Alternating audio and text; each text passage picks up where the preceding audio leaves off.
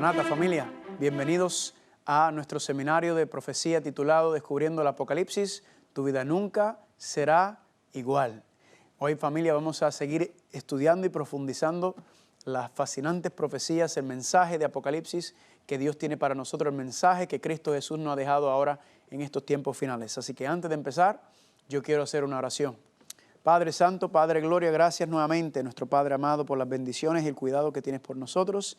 Y te pedimos que ahora que vamos a continuar en el estudio de tu palabra, del libro de Apocalipsis, que tu Espíritu Santo nos dirige y nos lleve para conocer y comprender, profundizar y ampliar nuestro conocimiento, para acercarnos más a ti, enamorarnos de ti y dejar que tu Espíritu nos transforme.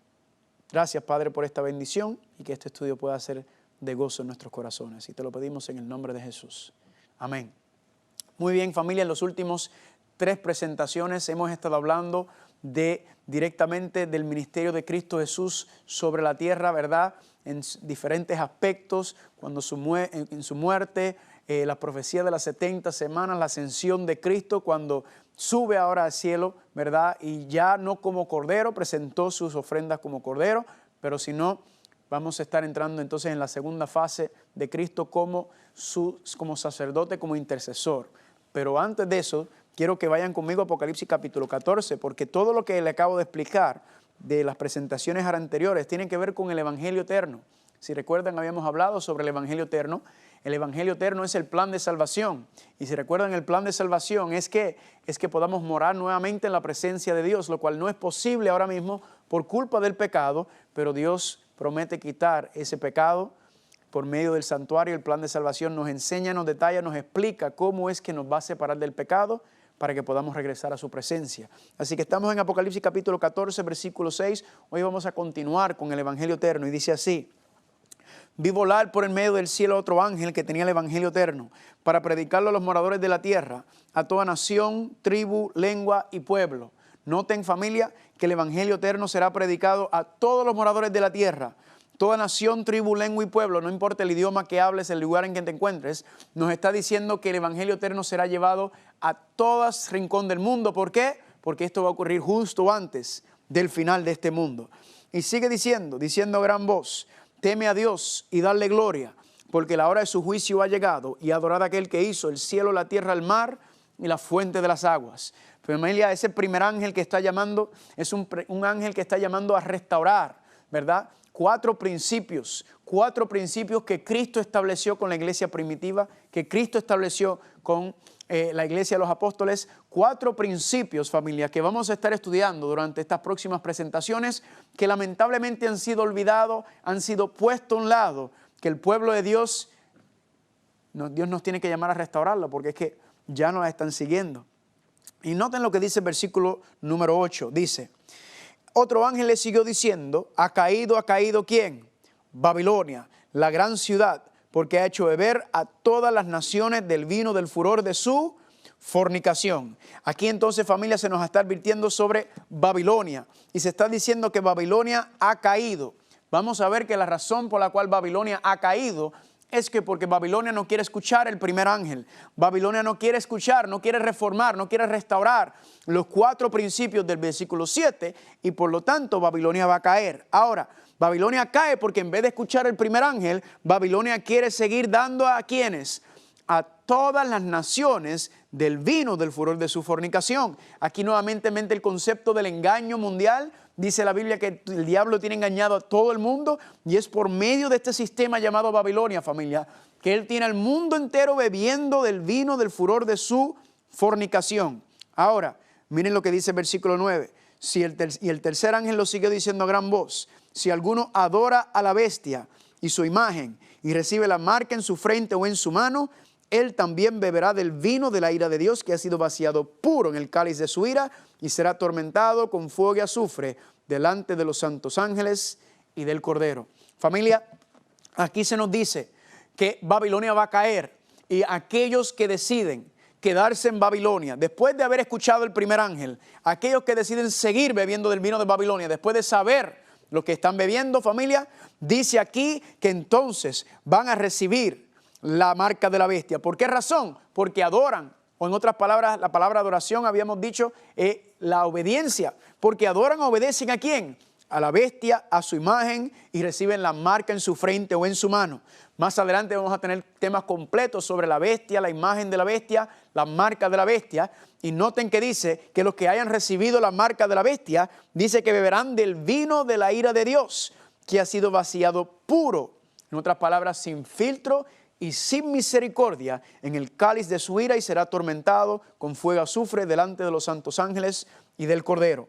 Aquí nos está hablando, familia, entonces, que la ira de Dios va a ser manifestado sin filtro y sin misericordia sobre esta tierra. Dios va a acabar con el pecado, con la maldad, con la injusticia, con la violencia, con los suicidios, con las enfermedades, con todos los abusos y todas las atrocidades que se cometen. Pero antes de Dios acabar con todo eso, Él envía el mensaje final, el evangelio eterno, el mensaje de los tres ángeles, para que toda persona, para que todos los pueblos, muchedumbres, naciones y lenguas se arrepientan y sigan su palabra y no reciban la ira de Dios. Esa ira de Dios, como habíamos mencionado anteriormente, va a ser manifestado por medio de las 7 plagas postreras de Apocalipsis capítulo 16, que van a deshacer los 6 días de la creación de Génesis. Ahora, para entender todo esto, familia, la Biblia nos está advirtiendo entonces sobre Babilonia, sobre la bestia, la imagen de la bestia y la marca de la bestia. Ahora, significa que si Dios nos está advirtiendo sobre estos engaños finales, significa que entonces Dios mismo nos va a explicar en su palabra qué representan estas cosas. No tenemos que venir y tratar de inventarnos esto, tratar de buscar cómo, qué significa y qué... No, la misma Biblia nos va a explicar, porque Dios es un Dios de orden, no de confusión, y por ende Dios entonces nos va a explicar claramente qué representan o qué simbolizan todas estas cosas por medio de su palabra. Ahora, vamos a ver que Babilonia es el sistema de donde se levantan todos estos poderes. Ahora, como habíamos mencionado, la Biblia, especialmente el libro de Apocalipsis, la literatura apocalíptica es altamente simbólica, ¿verdad? Porque, por ejemplo, si le fuéramos a dar una aplicación literal a Babilonia ahora mismo, pregunta, ¿existe alguna nación, algún reino hoy en día que se llama Babilonia? No, ¿verdad? No existe. Obviamente, entonces, aquí se nos está dando se le está dando una aplicación simbólica o espiritualmente hablando. ¿Será que hay una Babilonia espiritual que se refleja o se asemeja a la Babilonia antigua? Porque sí, en la palabra de Dios, sí aparece un reino literal llamado Babilonia, que literalmente el enemigo trató de utilizar para acabar con el pueblo de Dios, como está diciendo el libro de Apocalipsis, de manera hallara local y literal, Babilonia, con el pueblo literal. Pero ahora en Apocalipsis nos está hablando de ¿qué? De manera mundial, simbólica, ¿verdad? Ya no es en Babilonia literal ni con el pueblo hebreo literal, sino ahora está hablando de la Babilonia espiritual y del pueblo hebreo, los judíos espirituales, que son el pueblo de Dios. Ahora, sí tenemos que regresar entonces atrás, porque Juan utiliza vocabulario, personajes, eventos, eventos que ocurrieron anteriormente para describir lo que va a pasar en el futuro de manera mundial. Ahora, ¿en dónde tenemos que ir entonces para conocer y entender, aprender un poco más de Babilonia? Pues tenemos que ir al libro de Daniel nuevamente, ¿verdad? En Babilonia se habla en varios libros de la Biblia, pero Daniel por excelencia nos habla y nos enseña asuntos muy importantes de Babilonia. Y si usted va a Daniel capítulo 3, en Daniel capítulo 3 nos dice que el rey Nabucodonosor, ¿verdad? El rey de Babilonia levantó una imagen, un ídolo, y la ley fue que decretó es que todo el mundo tenía que postrarse y adorar esa imagen, ese ídolo. Y el que no lo hiciera iba a ser echado al horno de fuego. Eso fue la ley que Babilonia levantó. Familia, eso mismo es lo que está pasando en Apocalipsis 13, cuando dice que Babilonia va a levantar una imagen nuevamente. Y el que no la adore, entonces ¿qué va a hacer? Va a ser destruido. Ahora, ¿qué fue lo que pasó? Que en Babilonia en ese tiempo había aproximadamente, se cree que como 60,000 hebreos. Y de esos 60,000 hebreos, familia, cuando se dio ese decreto, todos se postraron, todos se arrodillaron ante esta imagen o este ídolo, menos tres muchachitos hebreos, que son los 3 compañeros de Daniel. Esos 3 muchachitos, ninguno pasaba de 20 años, no se postraron a adorar, no se postraron ante esta imagen. Y la pregunta es, ¿por qué? ¿Por qué no se adoraron? ¿Por qué no se postraron? Bien sencillo. Porque adorar, haberse arrodillado, haberse postrado, haberse adorado esa imagen implicaba violar la santa ley de Dios, ¿Qué ley específicamente? El segundo mandamiento que Dios dice, no te harás imagen ni ninguna semejanza a lo que está arriba en el cielo, ni abajo en la tierra, ni en las aguas debajo de la tierra. No te inclinarás a ellas, ni las honrarás. Ellos, familia, prefirieron la muerte que desobedecer el segundo mandamiento de Dios. Estos tres jóvenes prefirieron morir que tener que desobedecer la santa ley de Dios, la ley moral. ¿Y qué nos indica eso, familia? Nos indica, familia, que ese es el tipo de fe que tenemos que tener nosotros, porque es lo mismo que va a pasar en el tiempo final nuevamente. Ahora, ellos tres prefirieron la muerte que desobedecer la ley de Dios. Lucifer fue echado del cielo por desobedecer la ley de Dios. Adán y Eva fueron también echados de la presencia de Dios por también violentar un mandato de Dios. Y hablando y recalcando entonces todos los elementos de cómo la santa ley de Dios es el fundamento de su reino, como lo vemos en el santuario, en el lugar santísimo, está dentro del arca del pacto y es el fundamento del trono de Dios.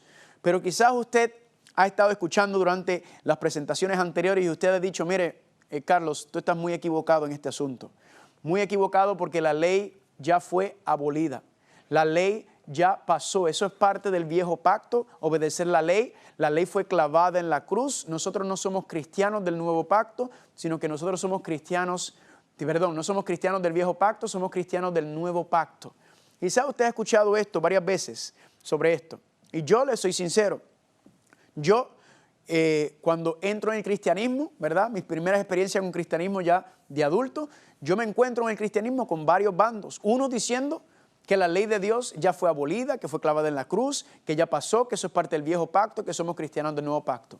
Pero me encontraba con otros cristianos que establecían que la ley de Dios era eterna, que es la ley moral, que es eternamente y para siempre será. Entonces yo encontré con estos dos bandos principales en el cristianismo, unos diciendo que la ley de Dios está en pie y es válida, es eterna, y otros diciendo que ya eso quedó abolida, que eso es parte del viejo pacto. Ahora, yo sé que ambos no podían estar correctos porque se están contradiciendo. Así que tengo que hacer yo. Pues yo tengo que entonces ir a la palabra de Dios y decirle, Señor, yo quiero que tú me resuelvas esta confusión que yo tengo. ¿Por qué? Porque yo quiero ser fiel a ti, yo quiero seguir tu palabra. Y si hay que guardar los mandamientos de Dios, pues yo los quiero guardar. Pero si no hay que hacerlo, Señor, entonces enséñame tú y dirígeme tú para que yo no caiga en desobediencia a tu palabra. Y gloria a Dios, familia, que entonces yo me puse a estudiar y el Señor me fue mostrando muchas de las cosas y la confusión y el problema que existe con la ley de Dios dentro del pueblo cristiano. Noten lo que dice Hebreos capítulo 7, versículos 18 y 19. Voy a compartir con ustedes algunos versículos que utilizan para justificar que la ley ya no está en pie. Hebreos 7, 18 y 19 dice, queda pues abrogado el mandamiento anterior a causa de su debilidad e ineficacia, porque la ley nada perfeccionó, y de la introducción de una mejor esperanza, por lo cual nos acercamos a Dios. Aquí dice que el mandamiento fue abrogado, que es débil, ineficaz, dice que la ley no perfecciona nada y que con la introducción de una mejor esperanza, ¿verdad? Esa mejor esperanza introducida, entienden que está hablando de Cristo Jesús, ¿verdad? Y correctamente. Miren otro versículo, qué interesante, que también nos habla, que me utilizan para justificar que la ley de Dios ya está abolida. Dice Gálatas capítulo 3, versículo 10 al 13, porque todos los que son de las obras de la ley están bajo maldición. Nadie quiere estar bajo maldición, ¿verdad que no? Y que por la ley ninguno se justifica para con Dios. Es evidente porque el justo por la fe vivirá y la ley no es de fe. Así que aquí nos dice, familia, que si usted quiere seguir las obras de la ley, usted está bajo maldición, ¿verdad? Que la ley no es de fe, sino que es mejor. Cuando Cristo vino, ya eso pasó. Ya no estamos bajo esa ley, ¿verdad? Ahora, nuevamente, familia, tenemos este conflicto, esta batalla entre el cristianismo. Ahora, quiero compartir con ustedes dos principios para estudiar la Biblia que estaremos aplicando hoy y todos los días. Y yo quiero que usted también lo aplique en sus estudios diarios, en todo lo que estudia y lo que lee. ¿Cuáles son esos dos principios? Número uno, un versículo sin contexto es un pretexto. Y número dos, Dios no se contradice. ¿Están conmigo? Dios no se contradice. Y aunque hay aparentes contradicciones en la Biblia, y la gente a veces se aferran a esas contradicciones, recuerden que habíamos dicho que la Biblia viene de una solamente. Hay muchos escritores, pero un solo autor, que es Dios. Entonces Dios no se contradice. Si Dios es consistente porque Dios es el mismo ayer, hoy y siempre. Así que eso es lo primero. Así que Dios no se puede estar contradiciendo. No va a decir aquí, guarda mi santa ley, y después decir, mira, esa ley ya no la guardes.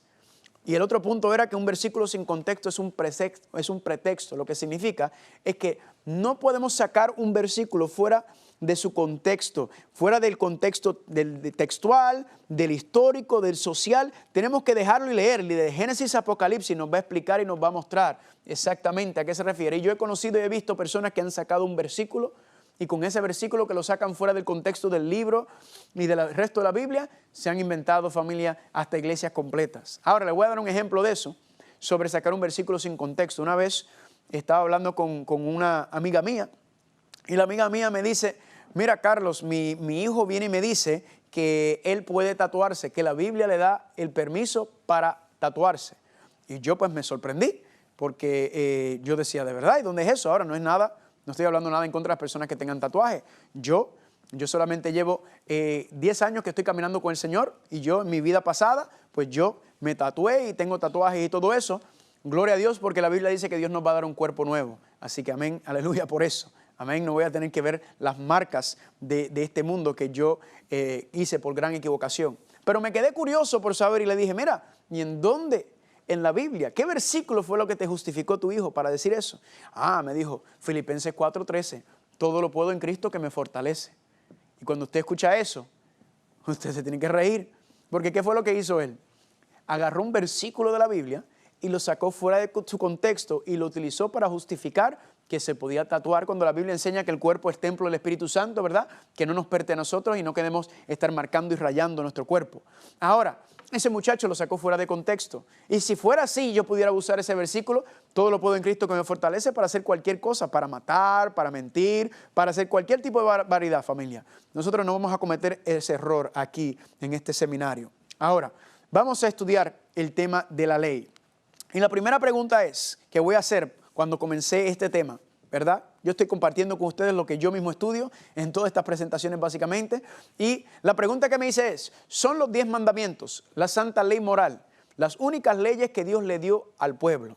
Y cuando usted se hace esa pregunta, usted va a notar que no es así.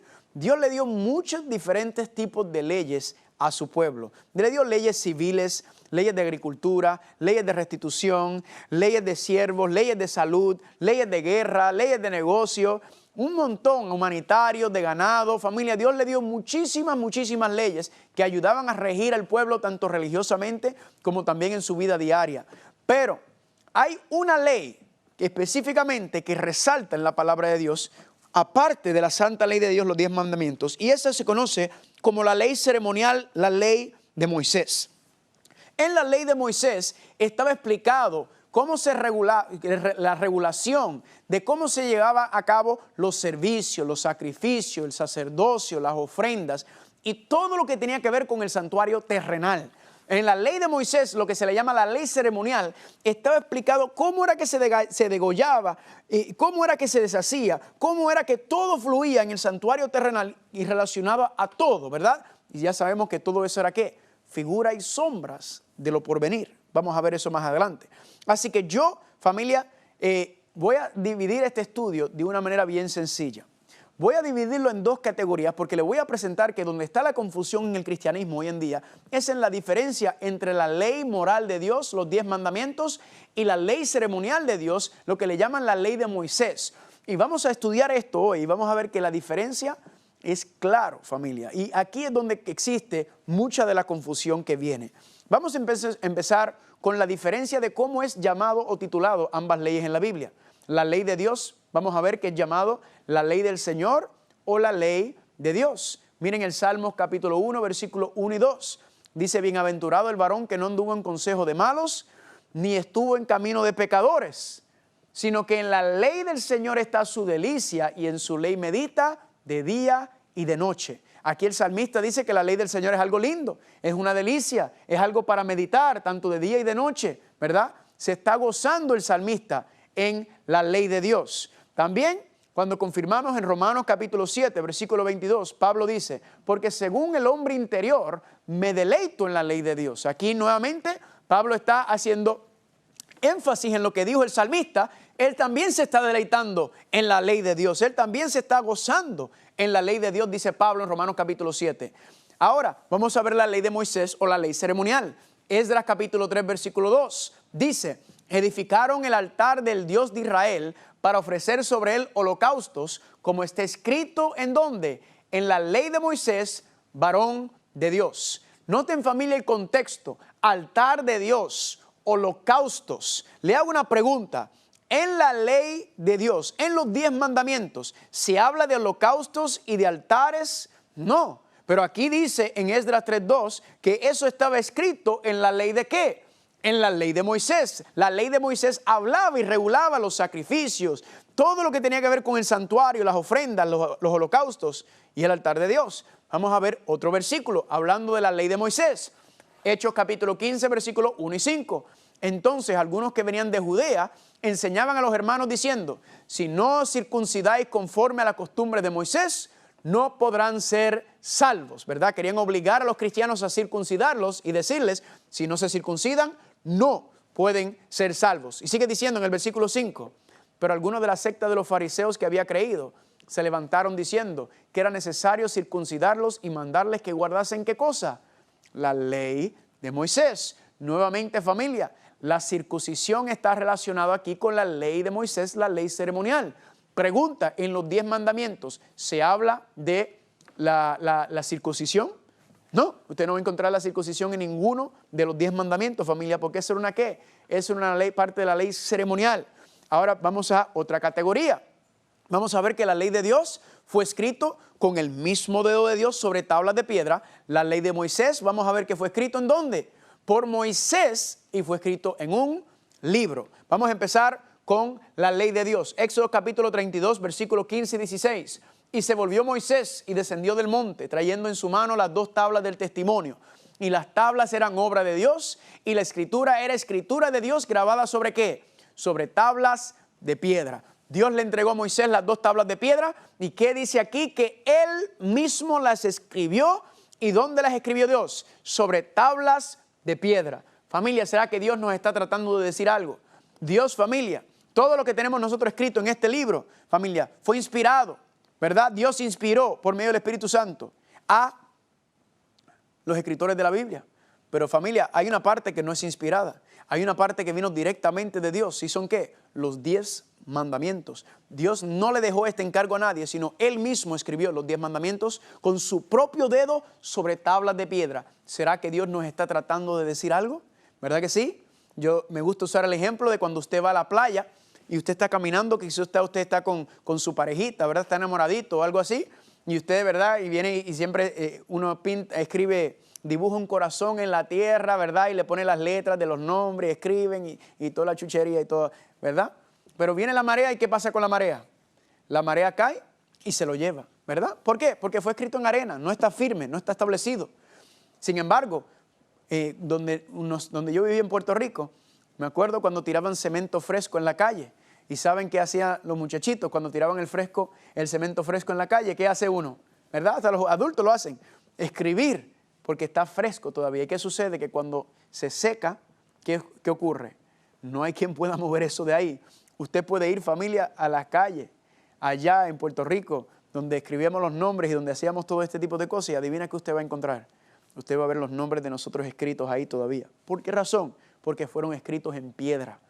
Dios está tratando de decirnos algo cuando dice: yo lo escribo y yo lo escribo en tablas de piedra. ¿Será que Dios nos está tratando de decir que su santa ley es eterna, es para siempre y no se puede borrar? Salmo 119, versículo 44. Guardaré tu ley siempre, para siempre y eternamente. Así que, familia, Dios está tratando de darnos un mensaje sobre su ley, sobre su santa ley, los 10 mandamientos, la ley moral. Ahora vamos a hablar sobre la ley ceremonial, la ley de Moisés. Miren lo que dice en Deuteronomio capítulo 31, versículos 24 al 27. Y cuando Moisés acabó de escribir las palabras de esta ley, ¿en dónde?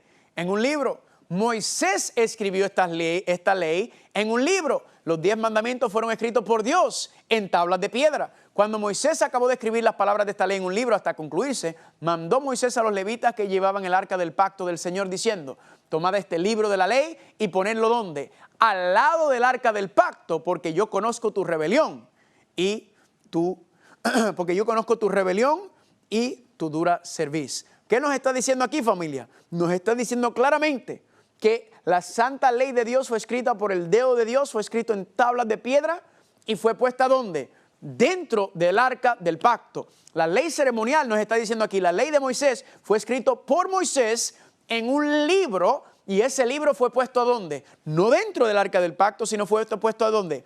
Al lado del arca del pacto. Miren 2 de Crónicas capítulo 35, versículos 11 y 12. Y sacrificaron la Pascua y esparcían los sacerdotes la sangre tomada de mano de los levitas y los levitas degollaban la víctima. Tomaron luego del holocausto, según está escrito en ¿dónde? En el libro de Moisés. Contexto nuevamente, familia, ¿qué está hablando? Pascua, sacerdotes, sangre, levitas, degollar víctimas, holocaustos. Todo eso estaba escrito en el libro de la ley de Moisés. Pregunta, ¿estaba eso escrito en los 10 mandamientos? ¿Habla de holocaustos, de sacrificio y de alguna de esas cosas? No, porque esa es la ley, los 10 mandamientos son la ley moral.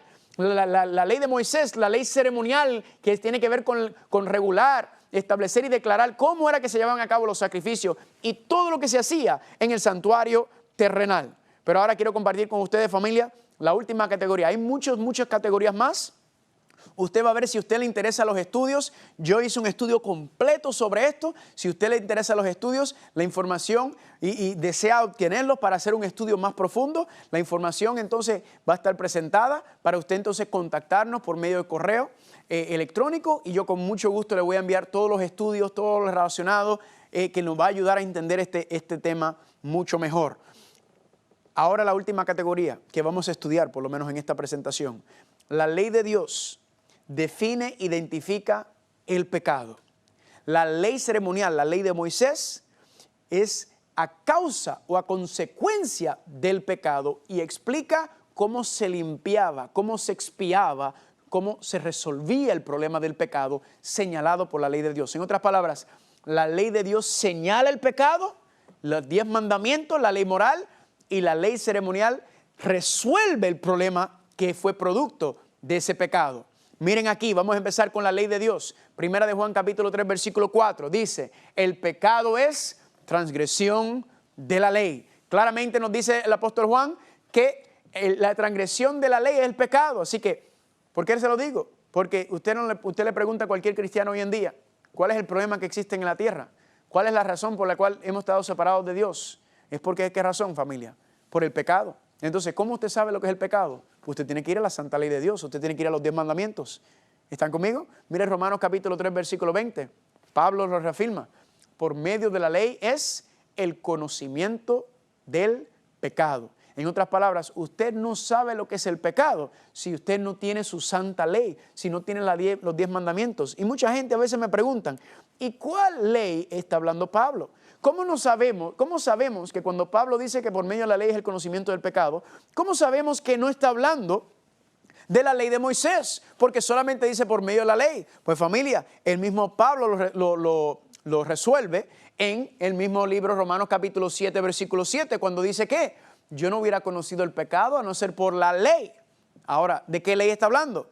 Porque no conociera la codicia, si la ley no dijere, no codiciarás. Así que gloria a Dios, el problema está resuelto. ¿Cuál es la ley que señala, que identifica el pecado, familia? La ley que señala e identifica el pecado es la santa ley de Dios, los 10 mandamientos. Amén. ¿Y cuál es el primer paso en la reconciliación con Dios? Es, familia, la convicción del pecado, ¿verdad? ¿Y cómo sabemos lo que es el pecado? ¿Cómo sabemos lo que es bueno y malo? ¿Qué fue lo que Dios nos dio como el punto de referencia moral para saber el bien y el mal? Pues familia, los 10 mandamientos son, en ese contexto, familia, nos está enseñando el bien y el mal. Y cuando miramos la cruz del Calvario, familia, usted se tiene que preguntar, ¿por qué murió Cristo? ¿Por qué fue que Cristo tuvo que humillarse y descender a la tierra para luego morir por nuestros pecados? La peor muerte jamás en la historia de la humanidad. No ha habido un ser torturado, no ha habido un ser que sufrió más que Cristo Jesús. ¿Por qué murió Él? Pues familia, Él murió por nuestros pecados. ¿Y qué es el pecado? Transgresión de la ley. Así que familia, la cruz del Calvario no invalida la ley de Dios, sino la cruz del Calvario levanta la ley de Dios. ¿Por qué? Porque está señalando que por culpa de nuestros pecados, por culpa de nosotros transgredir la ley de Dios, Cristo murió. Familia, el pecado mató a nuestro Señor Jesucristo. ¿Qué me dice eso? Que si Cristo murió por mis pecados y ahora yo he recibido el perdón de mis pecados gracias a Cristo Jesús, yo no voy a seguir viviendo en ellos, porque sería deshonrar, sería faltarle respeto a lo que Cristo hizo por mí.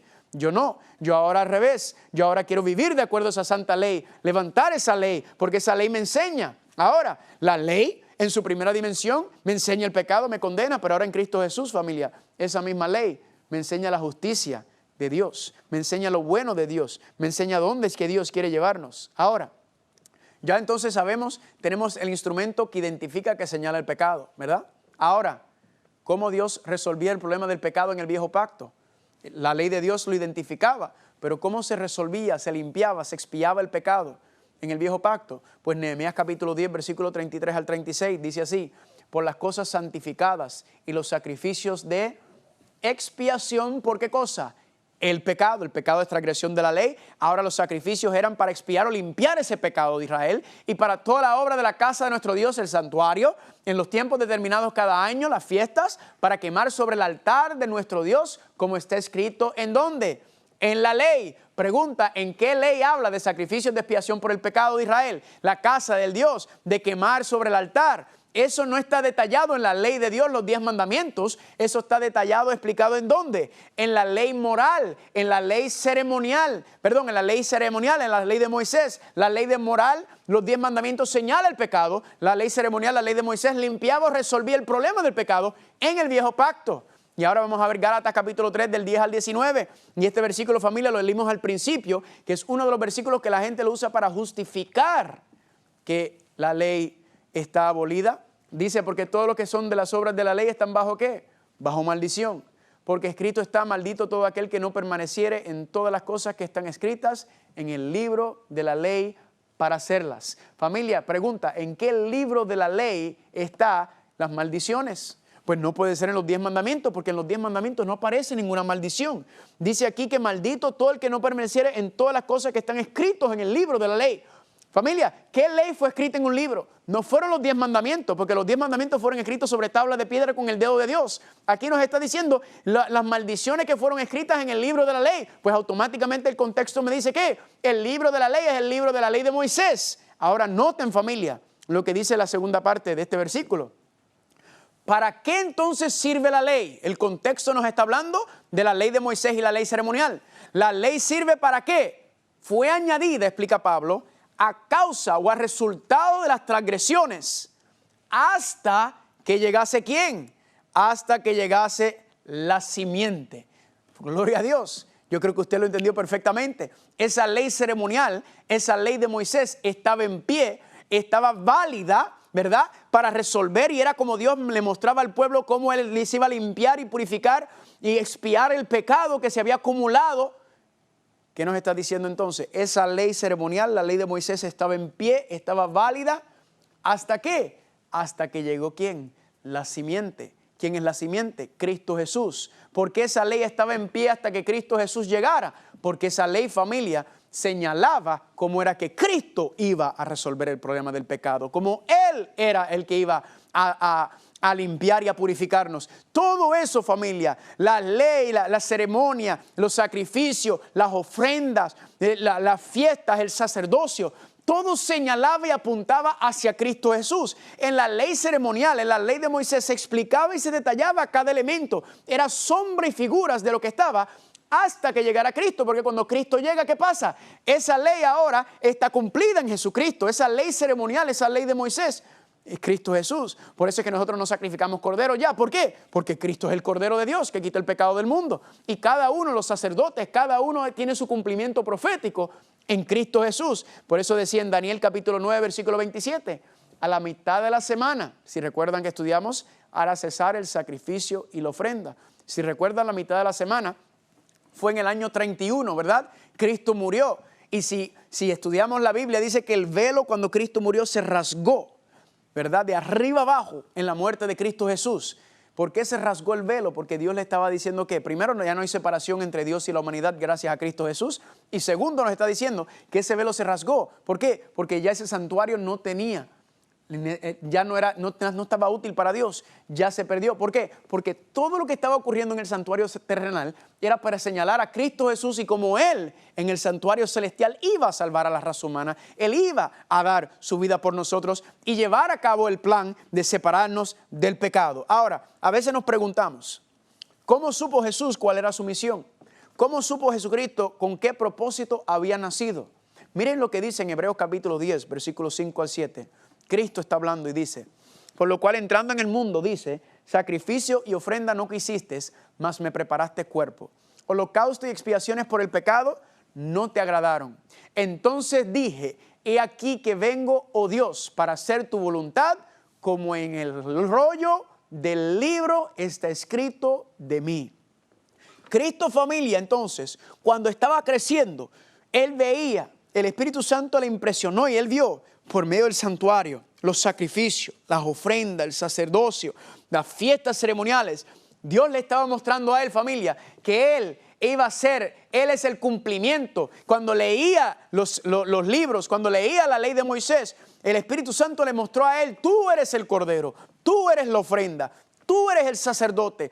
Todo se va a cumplir contigo, porque dice, como está escrito en el rollo del libro, está escrito de mí. ¿En cuál rollo del libro está explicado el plan de salvación para separar al hombre del pecado? Pues familia, en el rollo del libro de Moisés. Y Cristo dice, yo vine a cumplir con el rollo del libro de Moisés. Familia, con Cristo entonces el nuevo pacto entra y comienza desde Cristo Jesús, y esas leyes ceremoniales, la ley de Moisés entonces, ¿cómo quedó? Quedó invalidada, no invalidada en el contexto de que no sirven. No me malentiendan, invalidada en el sentido de que se cumplen en Cristo Jesús. Cristo es el cumplimiento de la ley ceremonial. Y algunas personas, familia, entonces entran en este asunto y se confunden un poco, pero no, está bien claro, familia. La ley de Moisés, la ley ceremonial, era sombra o figura de las cosas hasta que llegara Cristo. Cuando Cristo llega, Él es el cumplimiento de esas leyes ceremoniales, y todo lo señalaba a Él por medio del santuario, no terrenal, sino el santuario celestial. Miren otro versículo que la gente utiliza para justificar que la ley de Dios ha sido abolida o puesta a un lado. Colosenses capítulo 2, versículo 14 dice, Cristo, anulando el acta de los decretos que había contra nosotros, que nos era contrario, quitándolo en medio y clavándola en la cruz. Aquí dicen, ahí está, Carlos, cuando Cristo murió, el acta de los decretos que estaba en contra de nosotros fue clavado en la cruz, quitándole de medio. Familia, le hago una pregunta. ¿Usted puede clavar piedra a la madera? No. ¿Qué fue el acta de los decretos que fue quitado cuando Cristo murió en la cruz del Calvario, familia? Pues ¿era qué? Era la ley de Moisés. Cristo no solamente llevó nuestros pecados a la cruz del Calvario, sino también, ¿qué hizo? Todas las leyes ceremoniales, la ley de Moisés también fue ¿qué? Fueron clavados en la cruz y quitados. ¿Por qué? Porque Cristo es el cumplimiento de esa ley ceremonial. Cristo es el cumplimiento de la ley de Moisés, que hablaba del sacrificio, las ofrendas, el sacerdocio. Todo eso, familia, señalaba y representaba a Cristo Jesús. Y por eso cuando se lee también en 2 de Corintios capítulo 3, versículos 15 al 16, dice, y aún hasta el día de hoy, cuando se lea Moisés, el velo está puesto sobre el corazón de ellos, pero cuando se conviertan al Señor, el velo será quitado. Cuando se lea Moisés, familia, cuando tú lees a Moisés, ¿qué estás leyendo, familia? Estás leyendo la ley ceremonial, la ley de Moisés. Dice, el velo está puesto porque ellos quieren seguir con la ley de Moisés y no quieren reconocer a Cristo Jesús. No está hablando de los 10 mandamientos, sino está hablando de ¿qué? De que quieren seguir sacrificando, quieren seguir la fiesta, quieren seguir haciendo todo lo que se estaba haciendo en la ley, en el viejo pacto, en la ley, en el santuario terrenal, en la ley de Moisés. Y hoy en día hay muchos cristianos que quieren hacer sacrificios, ¿verdad? Inclusive unas amistades mías me dicen, vamos a ir a sacrificar un cordero, ven con nosotros. Y yo me estuvo raro y yo le dije, pero ven acá, ¿para qué van a matar o sacrificar un cordero? ¿Verdad? Ustedes me están diciendo que la muerte de Cristo no fue suficiente para cubrir nuestros pecados, que tenemos que seguir sacrificando corderos. No, familia, ¿verdad? Mucha gente que se envuelve mucho en este asunto. Escúcheme, todo eso tiene su cumplimiento en Cristo Jesús. Cristo Jesús es el cumplimiento de esas cosas, familia, y ahora debemos estar enfocándonos en esos elementos. Eso de la ley de Moisés es muy importante y excelente. A mí me encanta estudiar todos esos conceptos porque me ayudan a profundizar y conocer más sobre lo que Cristo hizo por nosotros, familia. Pero tenemos que entender y estar claro, familia, que eso es parte del viejo pacto y nosotros estamos en el viejo pacto. Así que si usted quiere resumir la diferencia entre el viejo pacto y el nuevo pacto, familia, es bien sencillo. El viejo pacto es todo lo que se estaba haciendo en el santuario terrenal, ¿verdad que sí? Tenía que ver con la ciudad de Jerusalén terrenal, tenía que ver con Israel y los judíos literales, con las fiestas ceremoniales que eran profecías, con la intercesión de muchos sacerdotes, que los sacerdotes morían, ¿verdad? Y ponían otro en su lugar, con el sacrificio de sangre de animales, que eso se hacía diariamente, anualmente, con los 10 mandamientos escritos en tablas de piedra. En otras palabras, el viejo pacto está relacionado con todo lo que tenía que ver con el santuario terrenal. Pero el nuevo pacto, familia, no es un santuario terrenal, sino es un santuario celestial. No es Israel y judíos literales, sino ahora los espirituales, los que aceptan a Cristo Jesús. No es la intercesión de un sacerdote imperfecto que moría, sino ahora es la intercesión de un sacerdote perfecto que es Cristo Jesús. No son los sacrificios anuales y diarios de animales que se hacían, que morían todos los días, sino ahora es el sacrificio y la muerte de un solo sacrificio en nuestro Señor Jesucristo, que cubre todos los pecados. Ahora los 10 mandamientos en el nuevo pacto no están escritos en tablas de piedra, sino están escritos en las tablas del corazón del ser humano. En otras palabras, el nuevo pacto tiene que ver con el plan de salvación por medio de Cristo Jesús desde su muerte en la cruz del Calvario y su ascensión a su resurrección y su ascensión al santuario celestial. El nuevo pacto, familia, está relacionado con el santuario celestial. El viejo pacto está basado en el santuario terrenal. De una manera bien sencilla de explicarlo y entenderlo. Gloria a Dios por la claridad que la Biblia nos da en este asunto. Y alguna gente me dice, ay Carlos, pero yo soy cristiano del nuevo pacto, ¿verdad? Si tú quieres obedecer la ley de Dios, los 10 mandamientos, tú estás en el viejo pacto. ¿Será eso verdadero? Y yo le pregunto, explícame exactamente entonces, ¿qué es ser cristiano del nuevo pacto? Y cuando las personas me quieren explicar lo que es ser cristiano del nuevo pacto, se les dificulta un poco encontrar bíblicamente, enséñamelo. Pues yo sí le voy a enseñar a usted lo que dice la Biblia, que es ser un cristiano del nuevo pacto. Se encuentra en Hebreos capítulo 8, del 8 al 10, y dice el Señor, y aquí vienen días, dice el Señor, cuando estableceré con la casa de Israel y con la casa de Judá un nuevo pacto, ¿verdad? Esto está haciendo cita a Jeremías 31. Y pondré mis leyes en sus mentes y sobre sus corazones las escribiré y seré a ellos por Dios y ellos me serán a mí por pueblo. Noten que los 10 mandamientos no están invalidados, no desaparece, no se ponen a un lado en el nuevo pacto, sino que dice en Hebreos capítulo 8 que ahora los 10 mandamientos pasan de las tablas de piedra a las tablas del corazón y de la mente del ser humano. Así que, familia, lo único que pasa en el nuevo pacto es que los 10 mandamientos se mueven de lugar, pasan de ser algo exterior a algo interior. ¿Y cómo podemos entender eso? ¿Qué significa que Dios escribe su ley en nuestra mente y en nuestro corazón? Pues familia, es muy sencillo explicarlo. Por ejemplo, si usted está casado o casada y su esposo o su esposa esta noche viene y le dice, mi amor, quiero que sepas que la razón por la cual yo te soy fiel, la razón por la cual no ando cometiendo adulterio es porque hay un mandamiento que dice, no cometerás adulterio. Quiero que sepas que esa es la razón por la cual yo te soy fiel. Si no fuera por esa ley, yo estuviera por ahí, olvídese, como chivo sin ley en cada esquina. ¿A qué marido o qué esposa le gustaría escuchar eso? A ninguno, ¿verdad que no? ¿Por qué? Porque sí es bueno que nuestros esposos y esposas quieren obedecer la ley de Dios, pero familia, eso es algo exterior, ¿verdad? Eso a nadie le gustaría escucharlo. Ahora vamos a cambiar el panorama. ¿Qué significa que la ley de Dios está escrita en el corazón del ser humano? Bien sencillo.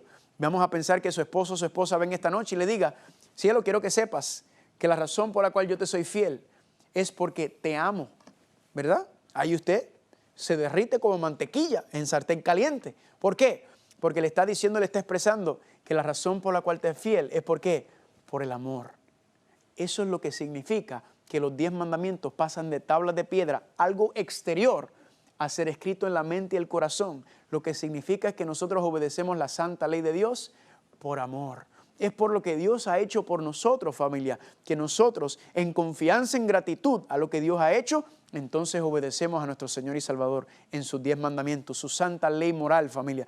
Eso es lo que nos está diciendo, familia. Es que ahora yo no guardo la ley para obtener el perdón de Dios. Yo no guardo la ley para salvarme, familia. Es porque ya he obtenido el perdón de Dios en Cristo Jesús. Es porque en Cristo Jesús soy salvo. Es que guardo la santa ley de Dios. Es el resultado de lo que Dios ha hecho por mí. Y ese resultado lo que me lleva a mí a tenerlo no solamente como mi Salvador, sino como ¿qué? Como mi Señor. ¿Qué implica que Cristo es mi Señor? Implica que Él es mi dueño, Él es mi amo, Él es mi rey. Y yo le obedezco. ¿Yo qué entonces le debo?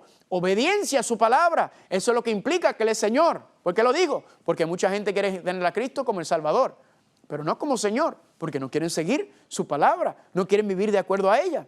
Así que, gloria a Dios, familia, por esta diferencia tan sencilla. Esta explicación, familia, donde nos enseña que la confusión que existe en el cristianismo entre el asunto de la ley, es que especialmente cuando estamos hablando, como aparece en las escrituras griegas, lo que le llaman el Nuevo Testamento, es que la gente está confundiendo la santa ley de Dios, los 10 mandamientos, la ley moral, con la ley ceremonial. Ahora, pregunta, ¿Jesucristo guardó los 10 mandamientos? Perfectamente. ¿Cómo lo sabemos? Porque la Biblia dice que Cristo no pecó. ¿Y qué es el pecado? Transgresión de la ley. Significa que Cristo nunca pecó porque nunca transgredió la santa ley de Dios. Los apóstoles, ¿seguían ellos siéndole fiel a la ley de Dios? Claro que sí, familia. Desde Génesis hasta Apocalipsis, usted va a encontrar que la ley de Dios es levantada y exaltada en todas partes, familia. Ahora, quiero tocar algunas objeciones con ustedes antes de terminar sobre lo que algunas personas dicen sobre los 10 mandamientos. Y alguna gente, cuando me escuchan, vienen y me dicen, ay, Carlos, eso que tú estás hablando ya, eso pasó. Cristo trajo 2 mandamientos. Cristo cambió los 10 mandamientos y lo hizo en 2. Amarás a Dios y amarás a tu prójimo. Ahora, 2 preguntas me surgen cuando escucho esto. Yo le digo 2 preguntas. ¿Cuál es la primera pregunta? Le digo, mire, eso de amar a Dios y amar al prójimo, tú me estás diciendo que Cristo lo estableció, que eso es algo nuevo. Pero ¿será que eso no aparece en otras partes de la Biblia? Pues claro que sí. Miren el libro de Deuteronomio, capítulo 6, versículo 5. El 5º libro de la Biblia dice así: amarás al Señor tu Dios con todo tu corazón, con toda tu alma y con todas tus fuerzas. Aquí está claramente explicado, familia, que el asunto de amar al Dios con todo tu corazón, con toda tu alma y con toda tu fuerza, no se lo inventó Cristo, no lo trajo nuevo. Ya estaba escrito anteriormente, familia. Miren, en Levítico capítulo 19, versículo 18, dice, no te vengarás ni guardarás rencor a los hijos de tu pueblo, mas amarás a tu prójimo como a ti mismo. El principio de amar al prójimo como a ti mismo no es algo que Cristo trajo nuevo, sino que ¿qué? Lo sacó ¿de dónde? De Levítico, estaba explicado, familia. Recuerden que todo lo que Cristo presentó, todo lo que habló, todo lo que utilizó como fundamento de la fe, lo escribió basado en lo que ya estaba escrito, familia. Así que estos 2 conceptos no son nuevos. Ahora, ¿por qué hay 2 tablas de la ley? Bien sencillo, ¿verdad? La primera tabla y la segunda tabla. La primera tabla tiene que ver con mi relación con Dios, los primeros 4 mandamientos. Entonces, cuando yo me pregunto, ¿cómo yo amo a Dios? Pues yo tengo que ir a la primera tabla, los primeros 4 mandamientos. Amar al prójimo, pues ¿a dónde tengo que ir? A la segunda tabla. Los mandamientos del 5 al 10 están explicados en la segunda tabla y ahí se detalla, se explica cómo yo amo a mi prójimo. Ahora, eso suena muy bonito, ¿verdad? Pero ya les expliqué a ustedes que aquí no importa lo que yo digo, aquí no importa lo que yo creo, aquí lo que importa es lo que yo puedo probar por medio de la palabra de Dios. ¿Será que este principio lo puedo encontrar? Porque yo no me lo inventé. Las 2 tablas de la ley explicando los 2 principios de la ley, ¿verdad? Solamente es un resumen de la ley. El detalle está en el texto de los 10 mandamientos. Esto también lo explica Pablo y de aquí fue que lo aprendí. Romanos capítulo 13, versículos 8 al 10. ¿Qué dice Pablo? No debas a nadie nada, sino ámense unos a otros, porque el que ama a su prójimo ha cumplido la ley. Porque no cometerás adulterio, no matarás, no hurtarás, no dirás falso testimonio, no codiciarás. Pregunta, ¿en dónde está explicado el adulterio, el matar? Todos esos conceptos, familia, ¿en dónde está explicado eso? ¿Eso está explicado en dónde? En la segunda tabla tiene que ver con el prójimo. Por eso decía, el que no ama a su prójimo está haciendo un énfasis directamente con la segunda tabla. Sigue diciendo Pablo, y cualquier otro mandamiento se resume en esta frase. Amarás a tu prójimo como a ti mismo.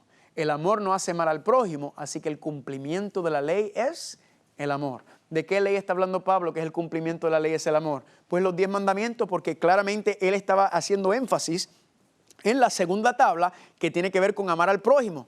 Así que, ¿qué nos está diciendo esto? La primera tabla tiene que ver con amar a Dios, la segunda con amar al prójimo. Si usted quiere saber lo que es el amor, ¿a dónde usted tiene que ir? Tiene que ir a la santa ley de Dios, porque la ley de Dios, claro, en primera dimensión nos condena, porque nos enseña el pecado y la paga del pecado es la muerte. Pero cuando venimos a Cristo Jesús, que es el problema, la solución del pecado, entonces ya no estamos bajo condenación. Ya no hay condenación, dice Pablo en Romanos capítulo 8, versículo 1. No hay condenación para los que están en Cristo Jesús. Significa que ahora ¿qué? Ahora esa misma ley que nos condenaba, ahora esa misma ley que hace, nos enseña la justicia, nos enseña el amor, nos enseña cómo vivir de acuerdo a la palabra de Dios. Y por eso yo digo, gloria a Dios. Una vez había una señora que me dijo, ay Carlos, estábamos estudiando este concepto de la ley, y me dijo, ay muchacho, tú estás muy atrás. No, Carlos, mira, Cristo guardó la ley, Cristo no pecó, Él guardó la ley perfectamente. Y me dijo, y como yo estoy en Cristo, como yo conozco a Cristo, la palabra que ella utilizó en inglés es I abide in Christ, ¿verdad? Como yo estoy en Cristo y lo conozco y Él guardó la ley perfectamente, yo no tengo que guardarla porque ya lo hizo por mí. Y eso por un segundo me quedé como que, wow, sonaba bonito eso, era lindo eso. Pero el Espíritu Santo tiene una manera de trabajar cuando te trae versículos a la memoria, ¿verdad? ¿Y cuál versículo fue que me trajo a la memoria? Primera de Juan capítulo 2, versículo 3 al 6, dice así, en esto sabemos que nosotros le conocemos si guardamos sus mandamientos, condicional. El que dice, yo le conozco y no guarda sus mandamientos, el tal es mentiroso y la verdad no está en él. Familia, esto lo escribió el apóstol Juan, el discípulo amado de Cristo, 60 años después de que Cristo murió. O sea, era perfecto en este momento haber establecido, mira, los 10 mandamientos ya eso pasó, eso no está en pie. Juan dice claramente que tú dices que tú le conoces si guarda sus mandamientos. Y dice, el que dice que lo conoce, el que dice que anda en Cristo y no guarda sus mandamientos, dice Juan, es mentiroso y la verdad no está en él. Yo le dije a la persona, yo le respeto a usted porque yo siento que usted es una mujer de Dios, que usted me ha mostrado que usted ama al Señor y le sirve, usted es una persona honesta en este contexto. Pero le dije, pero usted me está pidiendo que yo me vaya en contra de la palabra de Dios. Y usted me está pidiendo a mí que yo le crea más a usted que a Juan. Y yo le dije, perdóname, pero yo no puedo hacer esto. Con el respeto que yo tengo para usted, yo voy a seguir lo que dice Juan, porque Juan dice que la evidencia de que conozco a Cristo, que estoy en Cristo, that I abide in Christ, y que yo soy del Señor, es que estoy guardando sus mandamientos. Ese es el resultado de haber aceptado a Cristo Jesús. Así que yo digo, gloria a Dios por eso, y por lo que la Biblia nos está enseñando, familia, nos está ampliando. Y alguna gente a veces dicen, es que la ley era para los judíos, y la gracia es en Cristo Jesús. ¿Cuándo, familia, ocurrió eso? Si usted va a Génesis capítulo 3, Adán y Eva se supone que murieran en ese día, fueran sentenciados. Y en ese mismo momento Dios se mostró su misericordia e hizo un pacto de gracia con ellos por medio de la muerte del Cordero, por medio del sacrificio que murió en su lugar. Y ahí, familia, fue entonces que se levanta la gracia de Dios. Siempre la gracia fue desde un principio, porque dice que Abraham le fue contado por su justicia, por su fe, familia. Nunca ha cambiado el plan de Dios, nunca ha sido por obras. La salvación es basado en los méritos de Cristo Jesús, familia. Él es el que nos da el perdón de nuestros pecados y por medio de Él es que nosotros podemos ser salvos, no por ninguna obra nuestra. Ahora, no me malentienda, las obras son la evidencia de que yo estoy en el Señor y que yo lo he aceptado. ¿Están conmigo? Así que cuando hablamos entonces sobre el concepto de teme a Dios, si recuerdan en Apocalipsis capítulo 4, versículo 7, ese primer ángel decía, teme a Dios. ¿Qué significa temer a Dios? Temer a Dios significa tenerle miedo a Dios. Temer a Dios significa estar huyéndole de Dios. No, familia, porque usted no quiere que sus hijos le tengan miedo, ¿verdad? La palabra temor se utiliza en el contexto de honrar, de reverenciar, de respetar a Dios. Y miren lo que dice el Eclesiastés capítulo 12, versículo 13. Dice, teme a Dios y guarda sus mandamientos porque esto es el todo del judío. No, teme a Dios y guarda sus mandamientos porque este es el todo del ser humano, del hombre, de la mujer, familia. Esto es lo que la Biblia nos está tratando de explicar. Esto es lo que la Biblia nos está diciendo, familia, que el temor a Dios nos lleva ¿a qué? A obedecerlo. El temor a Dios, el honrar a Dios nos lleva a ver su sacrificio, a ver la salvación por medio del sacrificio de Cristo. como nuestro Salvador. Y entonces automáticamente nos lleva ¿a qué? A identificarlo como nuestro Rey, como nuestro Señor y a obedecerlo. ¿Cómo se manifiesta el temor de Dios? Es por medio de la obediencia a su palabra, por medio a la obediencia de sus 10 mandamientos. Y cuando vamos a Apocalipsis pregunta, ¿aparecen los 10 mandamientos en el libro de Apocalipsis hablando de los eventos finales, de las cosas finales que van a pasar? Claro que sí. Si usted ve en Apocalipsis capítulo 11, 19, dice: el templo de Dios fue abierto en el cielo y el arca de su pacto se veía en el templo. ¿Qué estaba dentro del arca del pacto? Los 10 mandamientos, familia. Si vas conmigo a Apocalipsis capítulo 14, versículo 12, ¿qué dice? Aquí está la paciencia de los santos, los que guardan los mandamientos de Dios y guardan la fe de Jesús. Aquí los que van a perseverar, los que van a estar en pie, son los que guardan los mandamientos de Dios. Y también miren Apocalipsis capítulo 12, versículo 17. Hablando de la historia de la iglesia, del pueblo de Dios y lo que va a pasar en el final.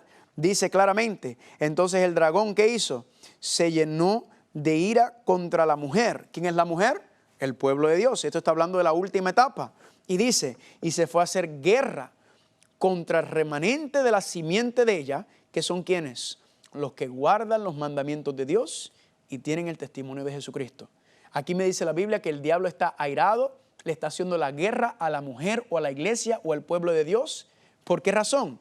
Porque guardan los mandamientos de Dios y guardan también el testimonio de Jesucristo. Así que el diablo se aira, se molesta con aquellos que guardan la ley de Dios. ¿Por qué? Porque el diablo quiere que tú sigas en pecado. El diablo no quiere que tú utilices la ley de Dios en su primera dimensión para saber y mostrar que somos un pecador y que estamos condenados por eso. Y que entonces por medio de la sangre de Cristo nos apartemos de eso, sino que el diablo quiere mantenerte esclavo en el pecado. Y por eso el diablo odia y detesta la santa ley de Dios, así como se rebeló de ella, como hablamos en las primeras presentaciones, en contra de la santa ley de Dios, que es el fundamento del gobierno, ¿verdad? La santa ley de moral, vimos que está dentro del arca del pacto, que representa que es la base del reino de Dios, la ley moral con la cual se rige el universo. Familia, así la ley de Dios sigue en pie para nosotros hoy en día como su santa ley moral para enseñarnos el bien y el mal. Y alguna gente me dice: Carlos, pero es que yo no puedo guardar la ley de Dios. Es imposible guardar la ley de Dios. Y yo le digo que sí, es verdad. Yo tampoco. Porque dice Pablo en Romanos capítulo 8 que en la carne no podemos obedecer la ley de Dios. Es imposible. Pero familia, también está la promesa de Dios en Filipenses 2:13. Dios es el que en nosotros produce el querer como el hacer por su buena voluntad. Dios nos va a enseñar, familia. Dios nos va a dar el poder por medio de su Espíritu Santo para que podamos serle fiel. Y dice Filipenses 4:13, dentro del contexto correcto, todo lo puedo en Cristo que me fortalece. Si Dios nos está pidiendo que guardemos su santa ley es porque 1, es bueno para nosotros, es una bendición, y 2, es porque Él nos va a dar la fuerza, Él nos va a enseñar y Él nos va a ayudar a guardar su santa ley. Familia, los 10 mandamientos son 10 principios eternos que reflejan la santidad y la pureza de Dios. Dios nos las dio y fueron creadas para la felicidad de sus seres creados, y por eso es que son los principios del reino de Él. La base de su trono, de su gobierno, familia. Un reflejo, la ley de Dios, del mismo carácter de Dios. Así que esta controversia espero que haya quedado silenciada. La ley ceremonial, la ley de Moisés ya pasó. No lo confundamos con la ley, los 10 mandamientos, la santa ley moral, que son eternos y para siempre. Y el Señor te ama tanto que Él quiere que también tú los guardes. Que el Señor te dé abundantes bendiciones.